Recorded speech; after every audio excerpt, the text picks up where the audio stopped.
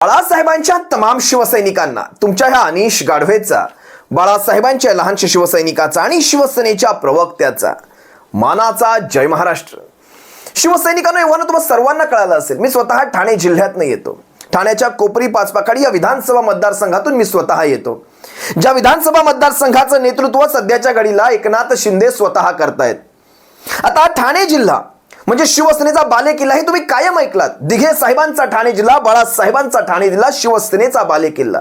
आणि शिवसेना म्हणजे ठाकरे आणि ठाकरे म्हणजे शिवसेना. हा ठाणे जिल्हा कायम शिवसेनेच्या पाठीशी भक्कम बुरुजासारखा उभा राहिलाय. जेव्हा जेव्हा शिवसेना अडचणीत आली तेव्हा तेव्हा ठाणे जिल्हा शिवसेनेच्या पाठीशी भक्कम बुरुजासारखा उभा राहिला. या ठाण्यामध्ये मी आज एक विदारक दृश्य पाहिलंय शिवसैनिकांनो. ते दृश्य तुम्हा सर्वांशी शेअर करावं अशी माझी इच्छा झाली.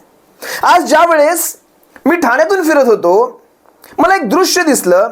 एक रिक्षा धावते. एक दोन दिवसामध्ये कोणाचा तरी वाढदिवस आहे ठाण्यामध्ये. एकनाथ शिंदेचा वाढदिवस आहे. एक दोन दिवसांमध्ये एका धावत्या रिक्षावर एकनाथ शिंदेचा मागून असा बॅनर चिटकवलाय. चला, बॅनर चिटकवलाय तिथपर्यंत ठीक आहे. वाढदिवसाच्या शुभेच्छा दिल्या तिथपर्यंत ठीक आहे. सबंध ठाणेभर कचऱ्यासारखे बॅनर लागलेले आहेत.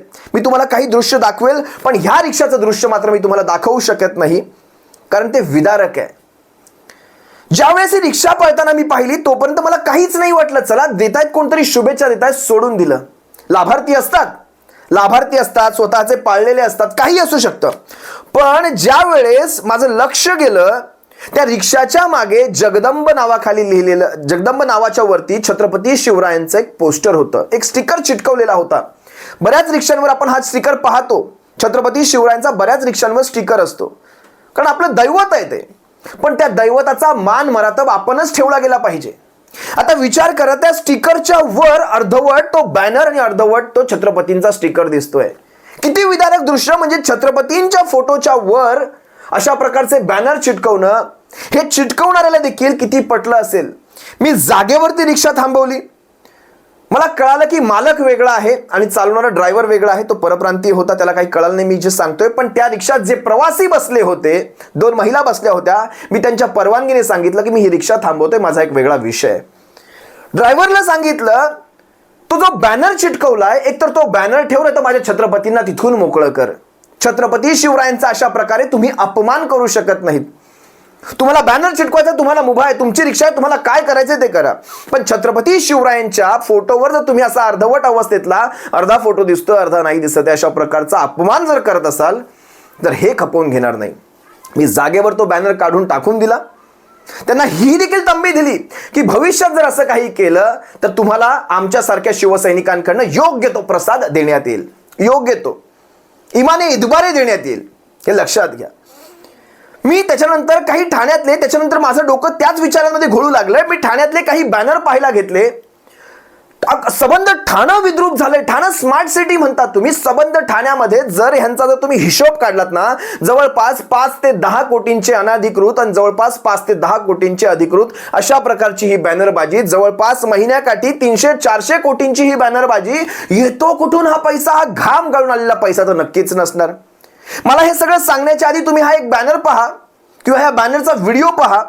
मला काय सांगायचंय, सगळं सगळं सगळं महानगरपालिकेच्या नाकावर टिचून जर महानगरपालिकेने हे सारे बॅनर जर काढायला सुरुवात केली ना, महानगरपालिकेचं डम्पिंग ग्राउंड कधीच भरून जाईल आणि 5% देखील बॅनर काढून होणार नाही. इतक्या मोठ्या प्रमाणावर ठाण्यामध्ये बॅनरबाजी आहे.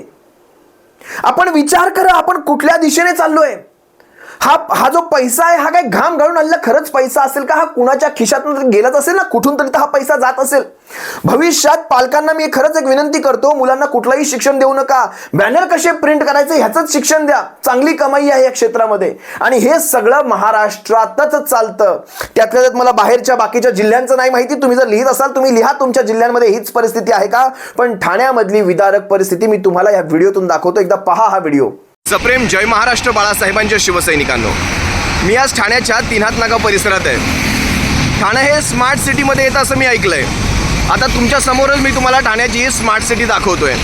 जरा पहा ठाण्यातले हे स्मार्ट बॅनर, ठाण्यातले हे स्मार्ट भक्त, जरा सगळं पहा तुम्ही. हे कुणाच्या पैशातनं चालतं? बरं, महानगरपालिका प्रशासन काय झोपा काढतंय काय? महानगरपालिका प्रशासनाला इतरांचे बॅनर डोळ्यात खुपतात.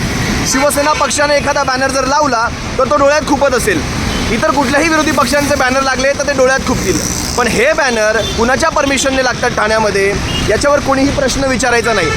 ठाण्यामध्ये हे असे भक्त आहेत ना, यांनी सबंध ठाणं हे विद्रूप केलेलं आहे. तुमच्या सर्वांसमोर आता मी काही एक विशिष्ट मीटरपर्यंत प्रवास करतो. तुम्ही जरा पहा ठाणं कसं विद्रूप झालेलं आहे, तुमच्या डोळ्यांनी पहा.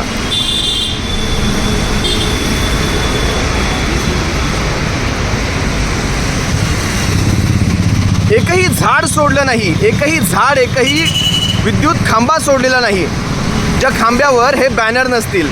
अरे वाढदिवस तुम्ही साजरे करा, तुमचे वाढदिवस साजरे करायला आम्हाला काही प्रॉब्लेम नाही आहे. पण जर असं ठाणं विद्रूप करून तुम्ही वाढदिवस साजरे करणार असतील तर महानगरपालिका प्रशासन झोपा काढत आहे का, हा माझा साधा प्रश्न आहे. कुणाच्या आशीर्वादाने महानगरपालिकेने हे बॅनर ठेवलेत? काय ह्यांना हे बॅनर दिसत नसावेत की तुमच्यावर कुणाचा तरी दबाव आहे? महानगरपालिका प्रशासनाने ह्याचं उत्तर द्यावं. बरं, ह्या बॅनरवर तुम्ही जर बारीक पाहत असाल, झूम करून पहा, आपल्या बाळासाहेबांचा फोटो अगदी टिंबाच्या आकारा एवढा पण नाही आहे. बाळासाहेबांचा आणि धर्मवीर दिघे साहेबांचा बॅनरवरचा फोटो तुम्ही बघा, टिंबाच्या आकाराचा आहे. जर टिंबाच्या आकाराचे बाळासाहेब ठेवायचे, तुमचे हे गल्लीबोळातले कार्यकर्ते आता बाळासाहेबांच्या लेवलचे झाले का? तुमचे हे गल्लीबोळातले कार्यकर्ते आता दिघे साहेबांच्या लेवलचे झाले का? त्या गल्लीबोळातल्या कार्यकर्त्यांच्या बाजूला तुम्ही हे जे बॅनर चिटकवलेत, बाळासाहेबांचे फोटो चिटकवलेत, जरा एकदा पहा हे कुणाचं ठाणं आहे नेमकं? महानगरपालिका प्रशासन खरंच झोपा काढते. जर थोडी तरी जनाची किंवा मनाची उरली असेल ना, आणि हे ठाणं खरंच स्मार्ट सिटीमध्ये असेल ना, तर हे बॅनर महानगरपालिका प्रशासन, हे सारे अनधिकृत बॅनर आहेत. याला महानगरपालिका प्रशासनाला ह्याचा काय रेव्हेन्यू मिळतो, याचा काही कर मिळतोय? हे सारे अनधिकृत बॅनर महानगरपालिका प्रशासनाने काढून टाकावेत. नाहीतर तुम्ही सांगावं की आम्ही दबावाखाली काम करतोय, आम्ही कुणाच्या ना कुणाच्या तरी दबावाखाली काम करतोय. महानगरपालिका प्रशासनाने हे सांगून टाकावं, खुल्यामध्ये सांगून टाकावं की आमच्यात तेवढी धमक नाही, आम्ही हे बॅनर काढू शकत नाहीत. तुर्तास इथेच थांबतो. सप्रेम जय महाराष्ट्र बाळासाहेबांच्या शिवसैनिकांनो, काळजी घ्या. प्रश्न आहे महानगरपालिका प्रशासनाला, हे सारे बॅनर तुमच्या नाकावर टिचून बांधलेत, याचा एक रुपयाचा एक छदाम दमडीही आपल्याला महसूल मिळत नसेल, मग ह्या सगळ्यातनं आपण का घाबरताय कारवाई करायला? जर इतर कुठल्या पक्षाचा, शिवसेनेचा म्हणजे शिवसेना उद्धव बाळासाहेब ठाकरे पक्षाचा एखादा बॅनर दिसला, लागलीच कारवाई होते, महानगरपालिका प्रशासन अलर्ट होतं. आणि ठाण्यामध्ये हे लाखो बॅनर जे चिटकलेत, हे कुणाच्या वरदहस्ताने चिटकलेत? आपण सारेच्या सारे इतके कांढे झालो आहोत का? इतकी ह्यांची भीती तुम्हाला? म्हणजे आज जर एखाद्या बॅनरवर कारवाई केली तर दुसऱ्या दिवशी माझी नोकरी जाईल, नोकरीच काय मला मारहाण देखील होईल, यांचा कुठलाही पदाधिकारी येऊन मला मारहाण देखील करून जाऊ शकतो. ही भीती आहे आता सध्या. विचार करा ना, हे सारे बॅनर पहा, अगदी मेट्रोचे खांब, जी मेट्रो अजून उभी राहिली नाही, त्या मेट्रोचे खांब देखील सोडले नाहीत. त्या मेट्रोवर चिटकवलेल्या बॅनरला काढल्यानंतर पुन्हा कलर करायला मेट्रो येणार आहे का? मेट्रोचे कायदे लागतात. मेट्रोच्या खांबावर कुठलाही स्टिकर चिटकवल्यास तुम्हाला त्याचे कायदे लागू होतात, मेट्रोचे वेगळे कायदे आहेत. इथे कुठलाच कायदा नाही, सारं काही आमच्या खिशात. हा दुसरा देखील व्हिडिओ तुम्ही पहा, मी तुम्हाला दुसरा एक व्हिडिओ दाखवतोय.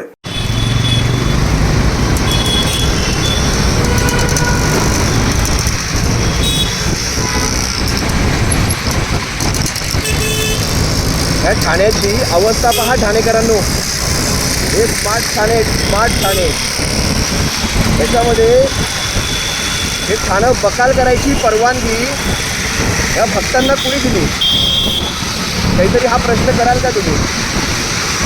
या मेट्रोच्या खांबांना जे बॅनर लागले, हे एवढे बॅनर, हा कोट्यावधींचा खर्च नेमकं करतंय तरी कोण?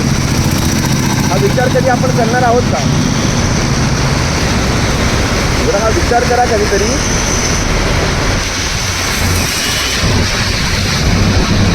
नजर जाईल तिथपर्यंत बॅनर आहेत, नजर जाईल तिथपर्यंत बॅनर.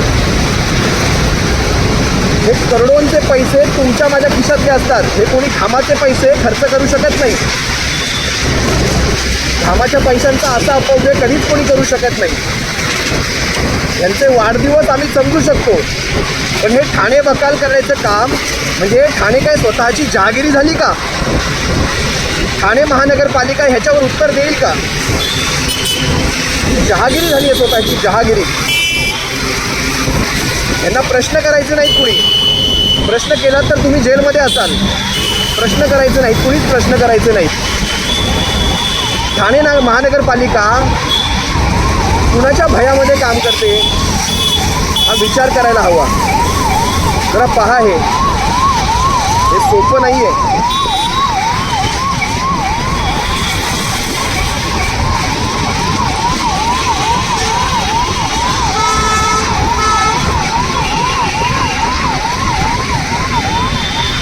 जिकडे नजर जाईल तिकडे फक्त बॅनर आणि बॅनर. ह्या बॅनरच्या जीवावर आपण निवडणुका जिंकणार आहोत. बहुतेक या बॅनरच्या जीवावर निवडणुका जिंकणार आहोत. पहा पहा, सगळीकडे बकाल बकाल झालंय. हे ठाणं बकाल झालंय. तुम्ही मुख्यमंत्री असाल याचा अर्थ ठाणं तुम्ही बकाल करण्याचं विडा उचललेत का आपण?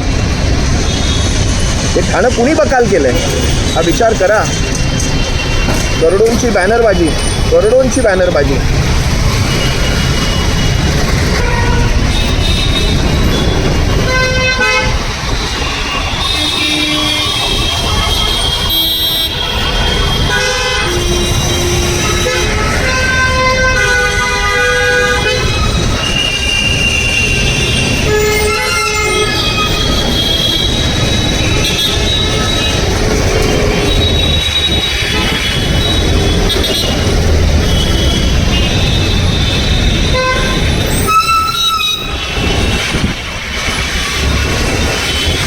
पहा, हे बॅनर पहा ना तुम्ही. याला काही महापालिकेला याचा महसूल मिळत असेल? हे सगळे अनधिकृत बॅनर आहेत.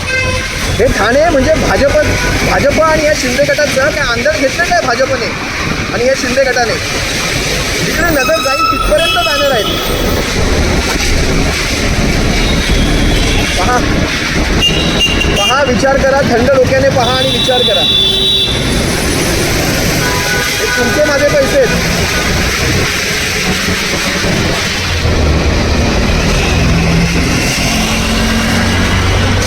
पहा, हे सगळं पहा.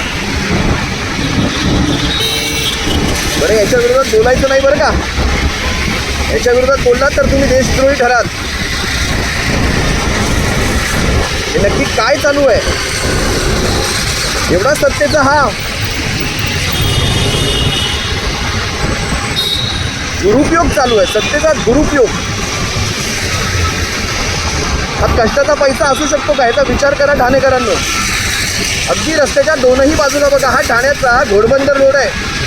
कॅडबरी जंक्शन म्हणतात, कॅडबरी जंक्शन. दोनही बाजूला बघा रस्त्याच्या.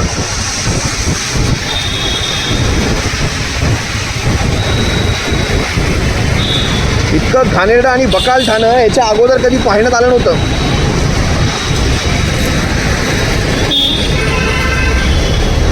जे कोणी भक्त असतील ना, या भक्तांनी महानगरपालिकेची परवानगी घेतली का? मेट्रोच्या खांबांवर हे बॅनर लावायला महानगरपालिकेची आपण परवानगी घेतलेली आहे का? हा आपण कधी विचार करणार आहोत का?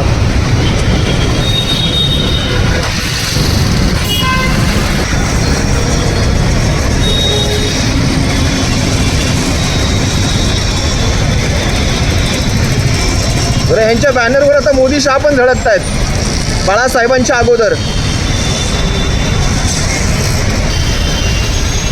नजर जाईल तिकडे फक्त बॅनर आणि बॅनरच. बघा तुम्ही, दूर दूरपर्यंत बघा.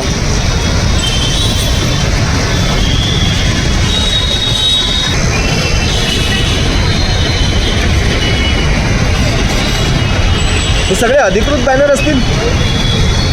सारेच्या सारे अनधिकृत. महानगरपालिका प्रशासन झोपा काढत आहे.